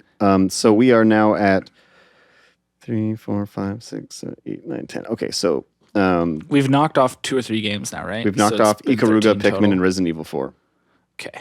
We've basically knocked off the first 3 games we talked about. Yeah, pretty much. I only got 2. I think that happened because I made sort of an ordered list, but yeah, I only have 2. Actually, I only have 1 more because you mentioned Metroid Prime. Okay. But that This- works if we're this one- alternating. So go ahead. Uh, Unless you have my last one, is it Kinda Mario, don't think is it you do. Mario Kart Double Dash? it's not. Okay. That was on my honorable mentions, though. I don't like it that much. okay. It's kind of the worst Mario Kart game to me. But it's so fun. Oh, really? The fact that it has a sort of a co-op format for But you can punch people if you're not Yeah, playing with another I mean- person, you can like just ram them. That's so cool. like it has some cool ideas, but I think there's a good reason why why those ideas never came back. I think it introduced some of the iconic tracks though. You still see them even in Mario Kart 8 Deluxe and stuff. Yeah, but I mean, the thing about more modern games once they started doing retro cups is they kind of represent every game at least Yeah, you're right. once, if not in fairly equal measure of the 3D ones. Yeah. Sometimes should have mentioned SNES this game. and Game Boy Advance get shafted, but I should have mentioned this game earlier because honestly, I don't have a lot to say about it. It's Mario Kart on the GameCube. That's why it was special to me. I didn't own it, but I played a lot of it. I would I still didn't like to own it. But yeah, same thing. It was one of those games you go to your buddy's house and you play a fair amount. I just also thought, like, oh man, once again, I just thought it looked good. Like, there were so many GameCube games that basically just kind of looked like early PlayStation 2 games and they were ugly. And then, like, when you did get a Nintendo first party game, maybe it was just because they knew how to develop for the GameCube, but every time you looked at it, you went, oh my God, this looks so good. Like, this looks good. I mean, yeah, it's a good looking game. That's true. That being said, I don't know how high it should rank on here. I think it's a really fun party game. Like, spoilers to everybody, but I didn't put Mario Party anywhere on this list. I don't really like Mario I think Mario Party. Kart DS is the best Mario Kart game. I would say that maybe that's or maybe true. 8 Deluxe. I think 8 Deluxe is, but yeah. So, like, I know that we kind of have an overrepresentation maybe of single player games on here, but I think that's just kind of the people we are. I don't Yeah. know where to put this on this list. But also the funny thing about the GameCube is that's sort of where it felt like co-op was like that's sort of the generation where co-op. I mean, the real generation had that the killed most co-op controller parts, is though. the 360 and yeah, the 100%. and the PS3 gen when we started going online instead. But Let's, like, despite that it had 4 controller ports, like I feel like the only co-op games I ever played on GameCube were Double Dash and Melee. let's start from the bottom to put this one on here. Do you like this game more than Super Mario Sunshine? Yeah. Okay. Do you like I'd it? eagerly play it before I play Sunshine. Do you like it more than Soul Calibur 2? No. I didn't think so. Okay, so here's the thing. If I like went to a buddy's house and you just had a bunch of games and both those games on the shelf, I want to take Soul Calibur 2 off the shelf and play it first. But I would be down to play Mario Kart. Okay, so then I'm willing to boot Harvest Moon: A Wonderful Life off the bottom for Mario Kart Double Dash to be just above Sunshine. I would be quite enthusiastic to play Soul Calibur though. I'd be like hyped. If somebody was like, "Come over, we're playing Soul Calibur," I would go. If somebody was like, "Come over, we're playing Double Dash," I would think about it. I would reconsider our friendship. I'm just saying. Okay, I have put Double Dash that makes it like 9th on the list and currently? knocked off. Yes, it is 9th. So going into your final game, this is the list. Top to bottom. Metroid Prime in 1. Super Smash Bros. Melee. Twilight Princess. I said Twilight, but I said it weird, so it sounded like Toilet Princess, but I promised it was Twilight Princess. I promised it was Twilight Princess. Wind Waker. Animal Crossing. Tales of Symphonia. Breath of Emblem. Fire Emblem. Path of Radiance. Breath of Emblem. What? Like Breath of Fire? I don't know. Soul Calibur 2, Mario Kart Double Dash. Breath of Fire Emblem. It's a new crossover. Capcom Breath of Fire and Emblem and Knuckles featuring Dante. Mario Kart Double Dash, Super Mario Sunshine last. Okay. My last game that was on my actual list, Paper Mario Thousand Year Door. Man, I knew you would have that, and I haven't played it. I didn't play it back in the day. I love Paper Mario 64. It's definitely better than 64. Yeah, I know you've said that, but I'm just saying I loved that game, so I would imagine that I would also like this game because it's not. It's like almost. It's the last good Paper Mario RPG. I think it's like almost as good as Super Mario RPG. I don't know if Superstar Saga or Bowser's Inside Story are better than Thousand Year Door, but I kind of doubt it, even though I've heard they're both really good. They're just different. I think that Thousand Year Door is probably the second best Mario RPG game ever. I had a fantastic time. I remember getting really excited. I remember like getting really pumped up, like, oh, this is so cool. I can't wait to find out what happens next. I remember feeling that about a Mario RPG, which was really cool. Okay. You know what I mean? I have no doubt I would love this game if I had the chance to play it. It creates a couple of mysteries that are very fun to wait for them to resolve in certain chapters, and it has super memorable characters, like good combat system. Yep. It's just an evolution of 64. Also still looks really good. Holds up fantastically. Yep. That style is pretty hard to... Yeah, even the N64 one looks really good still. I'm not going to lie. Yeah, it's hard. It's like so on point that it's hard to like age itself in that way. It actually makes me it's wish... so stylized. I kind of wish that sprite-based RPGs with 3D backgrounds went further into that generation just because they do still hold up. The ones that did these kinds of interesting visual styles do still hold up, and they have really important places in a lot of people's memories, whereas all the games that tried to look realistic don't, for the most part. Yep. Yeah. I agree with that. Okay, so then this will be an interesting one because I don't really have much experience to put it on this list, but I do believe that it deserves to be on here because I think it is a fantastic I want to put it above played. Fire Emblem. I want to put it above Fire Emblem. I almost want to dare to put it between the Zeldas. Ooh. You know what? I'll go for that. It's bold, but I personally I loved Wind Waker, but I was thrilled by Thousand Year Door. No, I think that this is fair because it's very Nintendo, it's very highly regarded, and like I said, despite the fact that I haven't actually gotten around to playing it yet, it's right up my alley. It's exactly the kind of thing I would like, and I have no problem putting it here. You really should. You really should play it. It's expensive, man. Yeah, true. It is. It's not as expensive as the next game I'm going to talk about. I know what it is. Just admit that you're going to talk about Skies of Arcadia Legends. Yeah, I'm going to talk about Skies of Arcadia Legends. That's true. I'm going to do that. Now, do I think... I'm kind of a believer, but I worry that Skies of Arcadia Legends is going to... Here's what I'm afraid of with the game, okay? Okay. I'm afraid that this game is going to be hugely stereotypical. Tell me that it's not. So honestly... It's not. Okay, here's a tricky part about this game. it feels like a Dreamcast game, which I kind of love. It has this. It is a Dreamcast I game. I know, but It's a port, right? yeah, Expanded port. it has this feel to it that the world feels. It is. It's a Sega game, isn't it? Yeah. Sorry, I'm being it really is. interrupty, but The world feels. I can't explain it. It's got a charm, and I can't describe what the charm is. The plot line is a little stereotypical. Mystery lady with powers. You go around fighting empire that's trying to awaken some ancient evils. Turns out they're not really the bad guy. The bad guy's something else working behind the scenes kind of thing. So, it's not that you haven't seen these kinds of plots in Final Fantasy, but there's this like sky pirate vibe, and there's actual ship battles. You have to outfit your ship and like your crew, but it's not like a strategy RPG. It's just like a different kind of turn-based combat. Can you have a lot of characters though?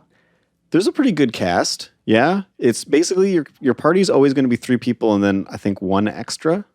Yeah. And that one person is the one person that you can like rotate out, but the main crew is always the same.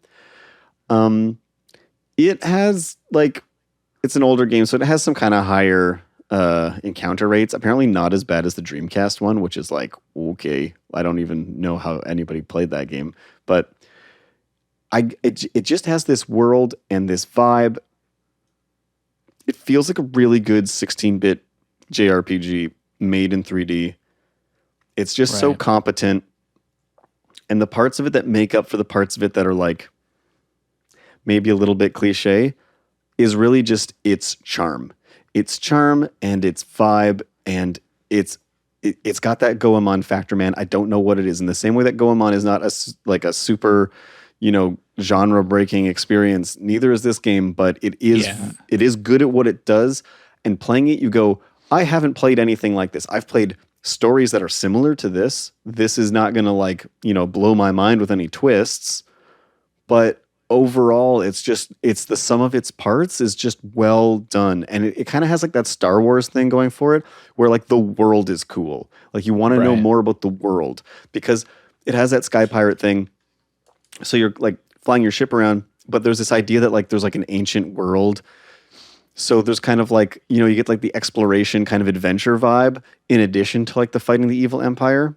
It's not just a tale of rebellion. You're like a plucky group of outlaws, and it's just kind of neat. Its battle system is pretty fun.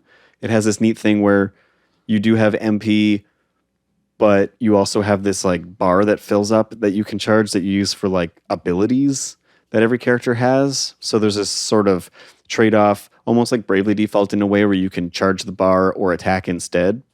Right. I would say the only thing that's hard to go back to on it is if you're used to modern day RPGs, it might feel a little slow, but I would say take your time, enjoy it like a really fine wine or a nice drink. It's just a good time. It's just a good time. I don't know. I do think that it's one of the best RPGs on the system though, and it deserves to be up there with all of the great RPGs of that era, I believe. Is it the best RPG from that era? No. Is it the best RPG on the GameCube? Maybe not. Maybe Paper Mario is better than it, but I do think that it's definitely one of my favorites. I have not played a game that had the same vibe that game has, and I really like what it's putting down. Is it okay to say it's kind of ugly? I like it. I understand. I understand exactly what you mean, but I like that. I've only ever really like seen what it looks like. I don't know anything about. See, it. I know exactly what you mean, and like yes, it's kind of not a looker, but I kind of like how it looks because to me it reminds me of Dreamcast / early PlayStation 2. I just like that. I don't know why. I have a soft spot for it. That being said, I'm willing to honestly put it below Fire Emblem if you want. I just personally love this game. I love this game. I'll always advocate for this game. I think that Tales of Symphonia is a more accessible experience. That's an expensive ass game, isn't it? Yeah. Full disclosure. This is my one flex. Like, that's a lot of. This is my yeah. It's like $300, I think, Canadian currently, ish, in and around. It's maybe just under that.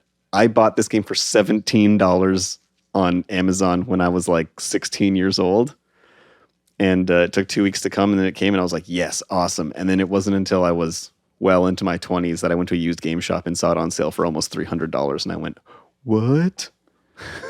There wasn't many printed, was there? No. Yeah. So, I remember seeing it on the shelf sometimes and being like, well, so I'm full on ready to admit that this is a personal favorite of mine, and that probably, it has a good reputation. I've heard great things about it. It sounds like it's a great game that I would like if I would just get over the things that I don't like about it.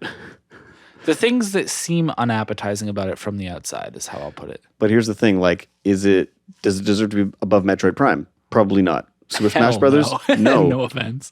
Twilight Princess? No. Paper Mario, if we're talking about only RPGs, that's a different list. I could maybe fight for it, but I don't think so in this case on how we're structuring this list.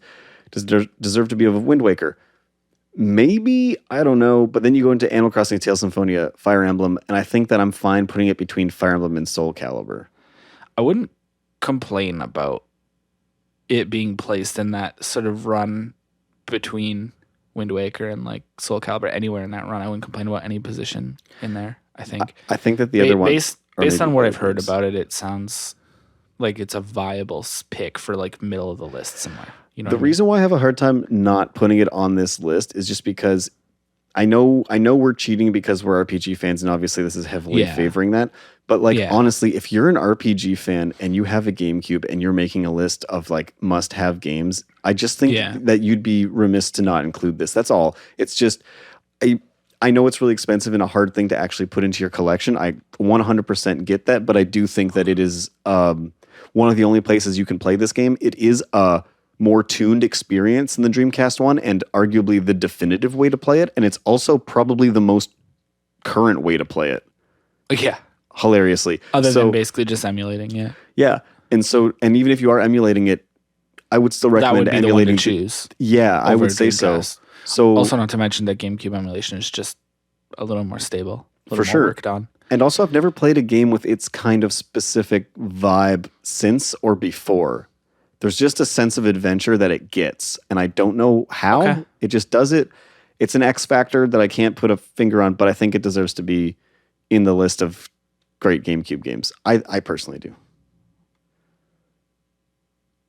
Sure. Yeah, I'm fine with that. Yeah, I think that you kind of highlighted their sort of range in which it belongs. So I would say, like I said, that range of items in the current list, if you put it in any one of those slots, I'm not going to argue with that. Oops. Oh, wait, what? 1, 2, 3, 4, 5, 6, 7, 8, 9, 10. Oh. What does it bump off? It bumps off something intense, doesn't it? Not anything intense, just like this is definitely like I feel like all our fans are going to have some real problems with the games that are getting kicked off. What's bumped off? I'm just counting them just to make sure I got them. Okay, so I'm going to go from bottom to top. Yeah. Last place this is 10? Last place to first place. This is the 10. We're going to have we're almost at an hour and a half here. This is a good one. It's okay. Yeah. Soul Calibur 2 in 10th place. 9th place, Skies of Arcadia Legends. Yeah. 8th place, Fire Emblem Path of Radiance. 7th place, Tales of Symphonia. 6th place, Animal Crossing. Top 5 is Wind Waker, then Paper Mario, Thousand Year Door, Twilight Princess, Super Smash Bros. Melee, and Metroid Prime.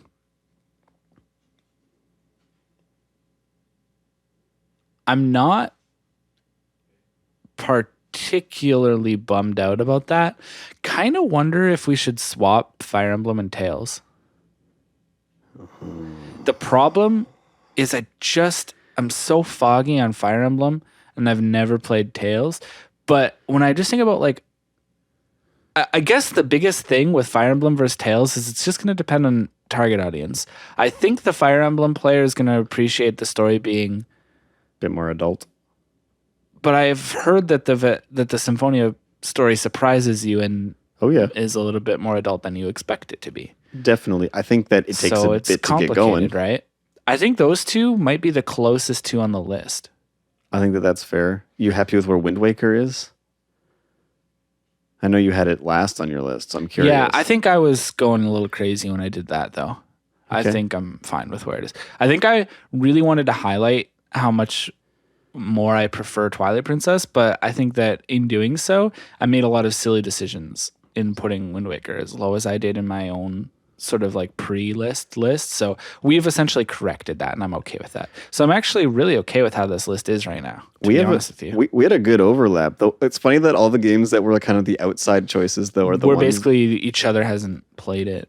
They're the ones that got kicked off. So the kicked off list, in order that they got kicked off, was Resident Evil 4, Pikmin, Ikaruga, Harvest Moon: A Wonderful Life, Super Mario Sunshine, and Mario Kart Double Dash. All great games that I think you should also play. I think they're fantastic. Sure, yeah. Did you have... you said you had some honorable mentions. Are there still any that are unmentioned? Yeah, there's a whole bunch. Actually, you mentioned Path of Radiance, so I'm going to put it next to that one. Do you want to talk about...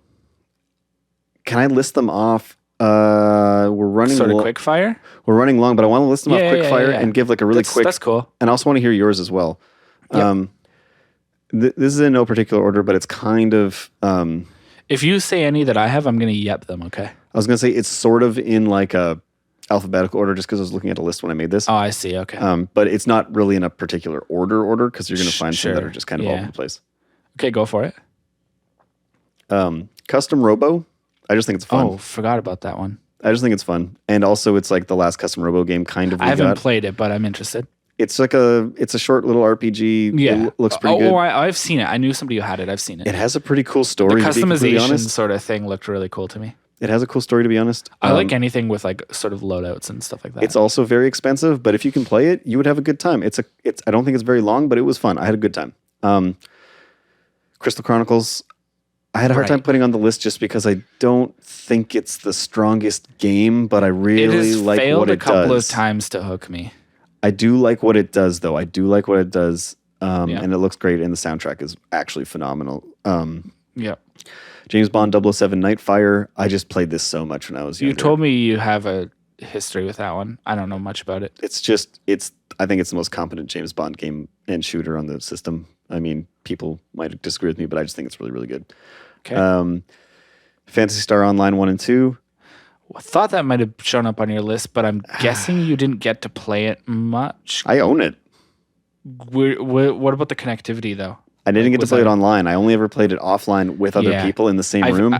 I feel like if you could play it online, you'd really be having the experience, if you know what I mean. It's also just a little slow. That game really wanted you to play online. It's a little slow. Okay. But I know people really like it. I had a good time with it. Do you think if you were like an online gamer during that era and like really went in on it in that way, do you think that game could have, do you know what I mean? Do you think that game in its time and in full, like the full experience in that sense could have transcended what it did for you? Maybe. Only? I really did like going into the dungeons and doing them over and over again. Like I actually legitimately enjoyed that. I just wish I could have shared the experience, and everybody that I tried to get into it that was like in my hometown and stuff, they weren't really interested in playing that game. It was too slow for them. It wasn't their vibe, and that's totally fine. I just feel like I maybe missed out on an experience there, but I would have a hard time not mentioning it because I did really like that game. Yep. Yeah, that was in my honorable mentions as a point of interest. Never played it, but point of interest. Go ahead. The 2 Pokemon RPGs that are on here are also pretty good. Oh, yeah. Coliseum and XD Gale of Darkness. They're dark. I would say my biggest complaint here is that they're slow, like way too slow in the battles, like just completely. It's like a plodding pace. Are they pace. short? I think I've heard they're short. They're not that long of games, but I really liked the world building. I really liked the sort of darker stories. I think it's a cool vibe for the Pokemon games that I wish they would revisit. The original Resident Evil remake, it looks fantastic. It still holds up. I don't know. I put it on here. A remake or is it a port? No. So the GameCube was the first. So they remade the first Resident Evil in like the more modern, up to date one. Yeah, that was the GameCube game, and it was like a big deal when it came out. People freaked out. It was like, oh my god, this looks so good. Okay. So that game's really cool. I just think it does really interesting things with the hardware. I think it's a neat game. Okay. Simpsons Hit and Run. I know it came out on a lot of stuff, but if you were a kid on the GameCube and you wanted to play GTA, you were out of luck, but you could play Simpsons Hit and Run, and I think that's fun. Never played it. Sonic Adventure 2 Battle. Oh, I've actually never played that game. To me, it's just a meme. The hours lost to that game, I would say it's the maybe... Isn't that game really buggy? Yeah, but it's less buggy than I think I Sonic watched Adventure. a speed run of it, and it was kind of a disaster. It is a in disaster, fun but way. it's less buggy than Sonic 06, and it's less buggy than Sonic Adventure DX. I would say it's the most competent 3D Sonic game, maybe, which is not saying much, I'm aware. What's the one where you have 3 characters and you can switch them? Is that Sonic Heroes? Yeah, I also played that a lot. I I remember feel buying like that was a good 3D Sonic game. It was a good game. I own that. It was like, it's not a bad game. I just have so many fun memories of Sonic Adventure 2, and I know so many people do. Also, the music in that game is phenomenal. It has absolutely no reason being as good as it is, and it totally slaps. It's great. That's how I feel about Rush, by the way. Soul Calibur 2. Oh, we said that already. Sorry. I'm a really big fan of the SSX games for snowboarding, and I really like Tour. Tour was Also really never great. played those. I started with 3. I really loved 3 a lot. Tour was just like 3, but better. I liked some of the things that 3 did better, but overall, I think Tour was the better game. It just was more, and it was fun. I really, really liked that game. I would still play it. I think my copy is at my parents' house. I don't know. But yeah, I would still boot that up if I had it on me because it's great. A personal favorite of mine that I play actually literally all the time, Super Monkey Ball 2. That's on my mentions. That game's just rad. It's an arcade game at home. Kind of a unique thing, really. Yeah, I think it's great. I've made up a drinking game. Feel free to steal this. It's called Super Drunky Ball. And what you do is you and everyone else who's around you, you take turns doing levels. And every time someone fails, they have to take a drink and then pass off the controller. Right. At first, you'll be totally fine at this game. But by World 2 or 3... It gets bad, right? It gets bad real fast. It's really fun. Basically, what I do is I don't have a completed file of this game. I just have an assortment of files named butts on my memory card that are all just different games I've played with sessions. Other people. Yeah, I love that game. It's so much fun. It is a lot of fun. Tony Hawk Pro Skater 3 and 4.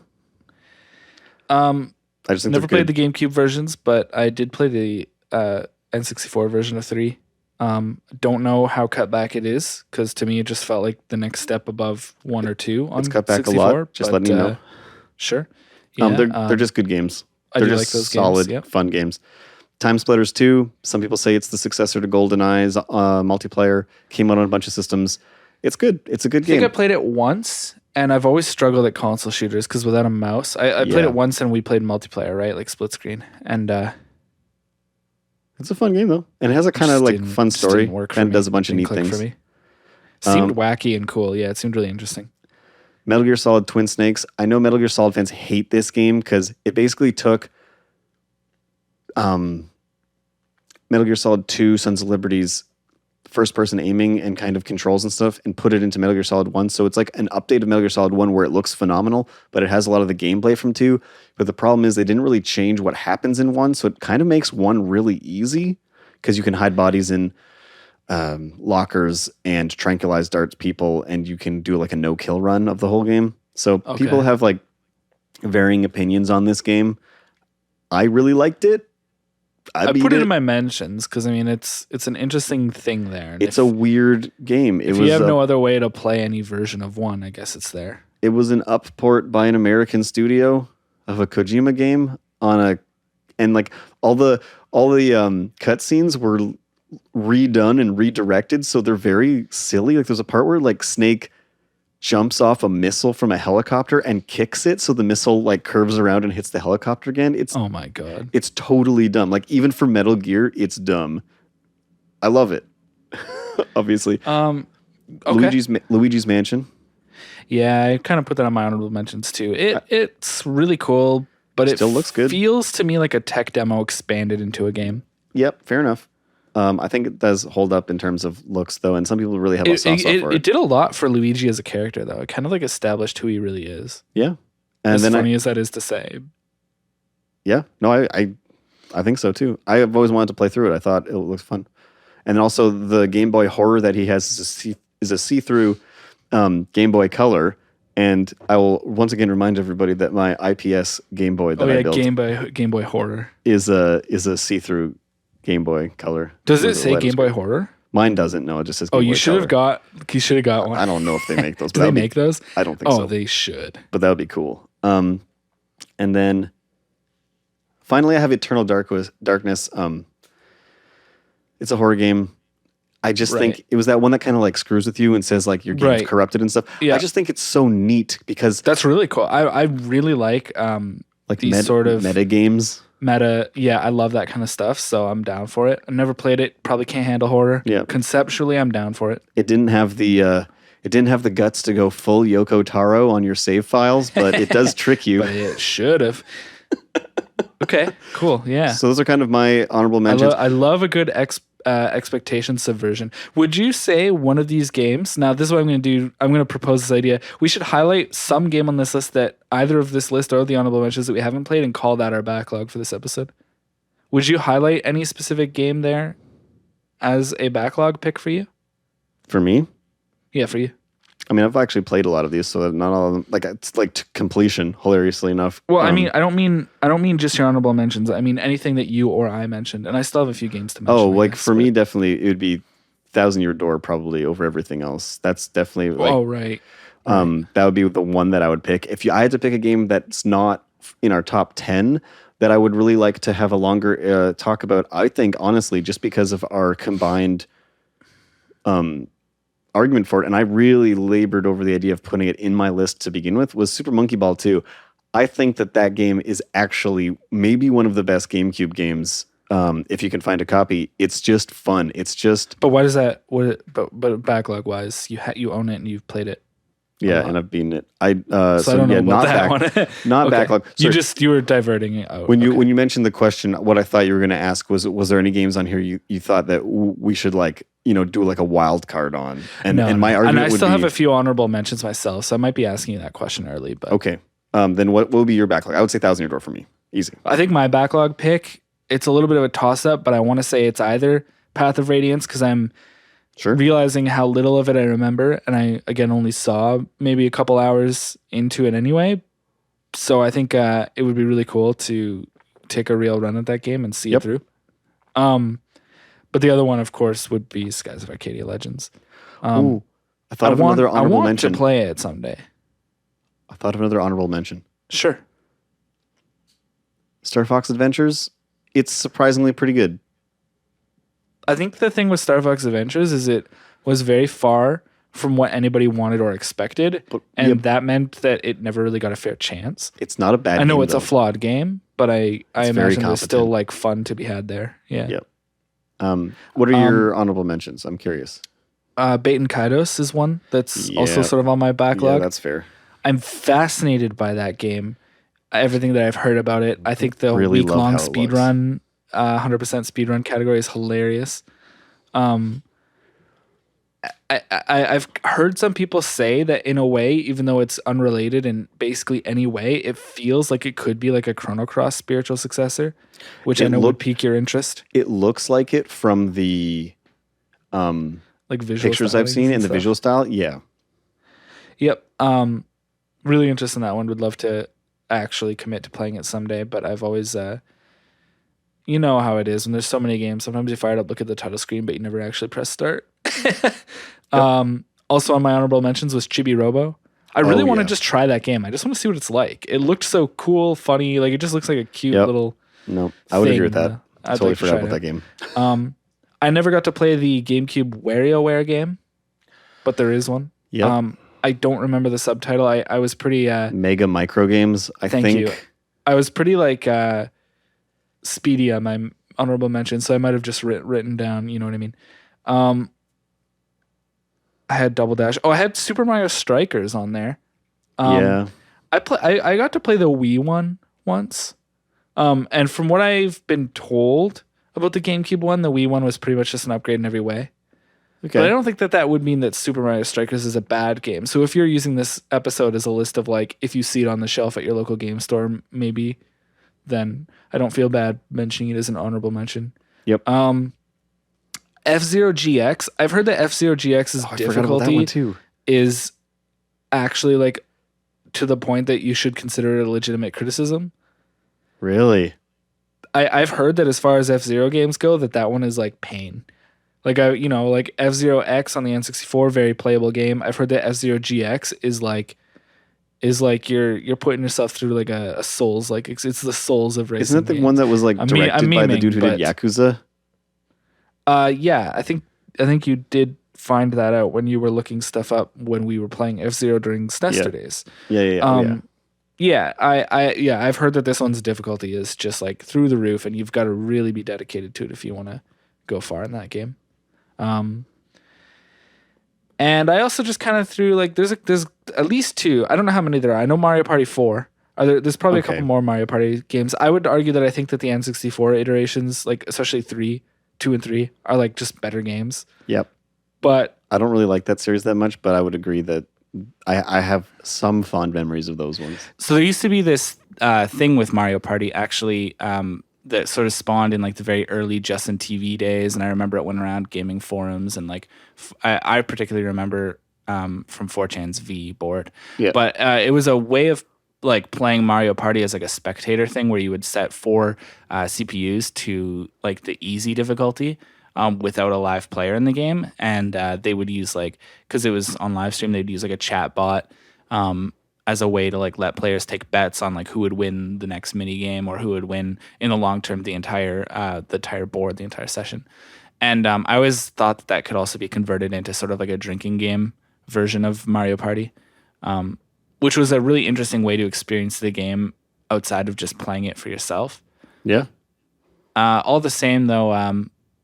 I do kind of feel like it only deserves an honorable mention on GameCube, because I feel like on GameCube you're kind of settling, whereas on N64 you kind of get your pick of like the more iconic entries in that franchise or in that series. Fair enough. And that was really all I had for honorable mentions. Fair enough. Yeah, my list had just a whole boatload of weird stuff on it. Well, this is probably our longest episode. Maybe. I don't know about that. Oh, we did have that other one. Yeah. Shall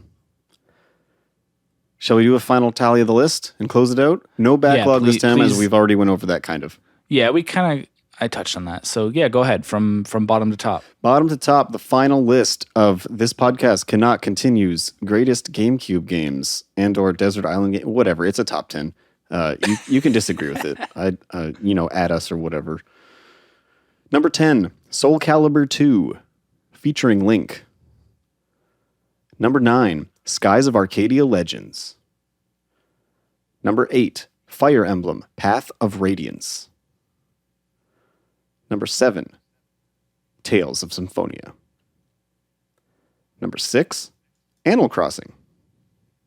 Number 5, Wind Waker, The Legend of Zelda Wind Waker, obviously. Number 4, Paper Mario, The Thousand-Year Door. Number 3, Legend of Zelda, Twilight Princess. Number 2, Super Smash Bros. Melee. And number 1, the game that we agreed on so readily that we didn't really talk about it that much. Metroid Prime. Zelda game ever. Metroid Prime. It's obviously probably the top GameCube game.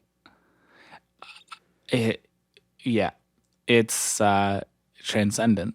It's just a beautiful piece of game. Yep. I don't really have... I don't have that much to say about it other than just go play it. Get your hands on that game. It's something to behold. There's absolutely nothing else like it on the GameCube except for its sequel, and even its sequel isn't quite as good as the original.